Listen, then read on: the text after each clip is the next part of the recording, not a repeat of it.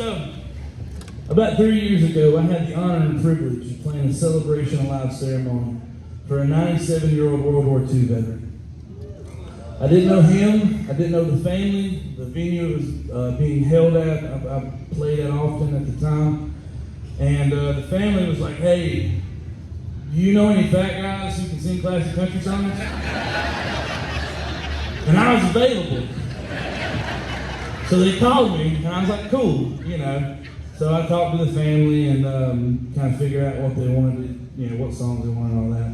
And when you play funerals or things of that nature, it's not your job to console the family or tell them that their loved one's in a better place or anything like that. Your job is to show up, play the songs they want to hear, get your check, and go home. And it sounds cynical, but it's the truth, because they don't know you. They don't want to hear, your fake sympathy towards them. And that's fine. It's totally fine. And I had fully planned on doing that. But about 5 minutes in to them talking about this man, I became so invested in his life. You see, not only was he a World War II veteran, but he was a paratrooper in Germany, the same as my great-grandfather. Yeah. He was a train conductor. He was a college professor. He was a home builder. This man packed so much life into 100 years of a lot of cool stuff. But the one thing that kept being brought up over and over, every story ended with this. They talked about how much him and his wife absolutely loved each other. They said you'd see them out in public holding hands and kissing each other and sitting on the same side of the booth in their 90s. It's beautiful. And so they were talking about that, so I had jotted down something in my phone, and it ended up being the first line of the song. But the thing is the last story that was told, they said they checked him into hospice care, and every night at 5 o'clock she would come in, have dinner, watch TV, just spend time with him for about 2 hours, and she'd go home. Well, this went on for 2.5 weeks, and if you know anything about hospice care, that's a long time to be in hospice care. But she remained faithful every day and was there. Well, they said around the 2.5 week mark when she came in that she, spent time with him, she got ready to leave. And they said she got to the door frame and she stopped, she turned around, she went back to his bedside and picked up his hand and looked into the eyes of the man that she had spent her whole life with. And she said, W.O. baby, I don't know what you're waiting on. She said, but if you're waiting on somebody to tell you that I'm going to be okay, and it's all right for you to go, I'll be fine. It's time. Well, she kissed her husband and she walked out the door, and he went peacefully and was asleep about an hour later because he was just waiting on this queen to tell him it was okay. And the real rough part of that was after that story was told, they were like, now this guy's going to sing some songs. I never met this man and I'm in tears. But I said, well, okay, but I don't think we're going to start on family tradition like I planned. Had to rearrange some stuff. We started with hymns and worked our way back. Started with hymns, ended with Hank. That's the best way.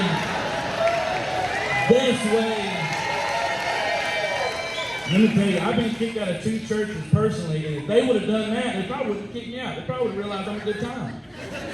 But I say all that to tell you that the next day I woke up and I wrote this song, and so this song's called When We're Old. And so if you're here with your loved one or somebody you love, or maybe somebody you're not supposed to be here with but you love them,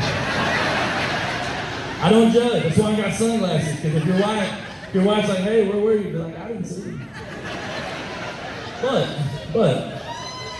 see, you hear that yell? That's a side piece yell. He's sitting there going, be quiet. Anyway, I'll get back to this song. But this song's called When We're Old. So if you're here with somebody you love, grab their hands, kiss on them, tell them how much you love them. Because we're not promised tomorrow.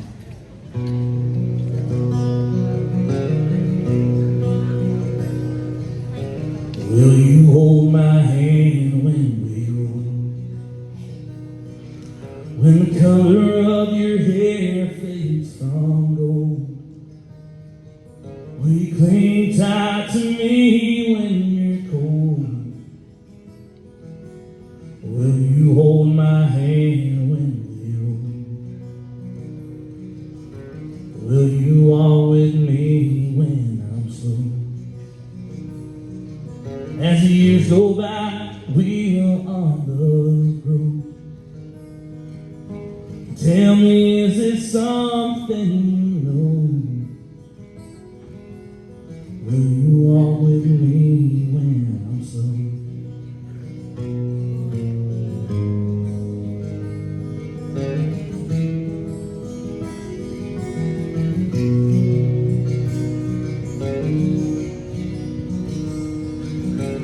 I knew when I saw you in that dress, you won my heart without contest.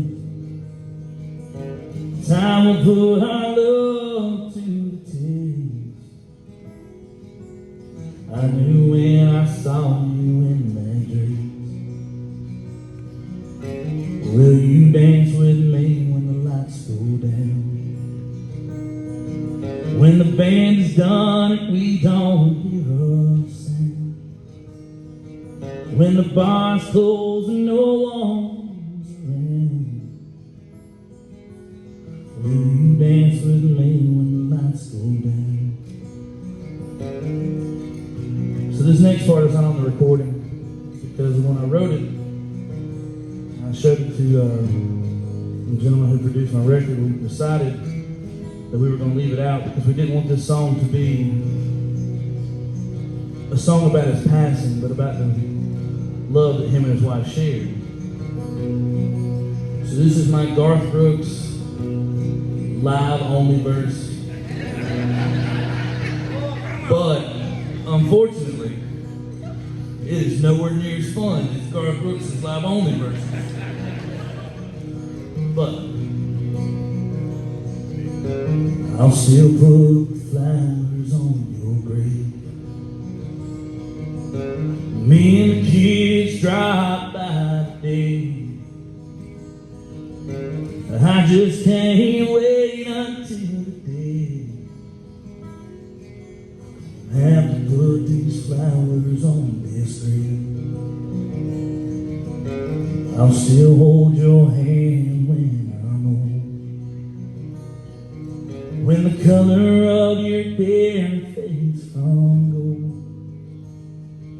I'll cling tight to her when she's cold. I'll still hold your hand when I'm old. Thank you. Thank you so much. I appreciate that. Yeah, you're awesome.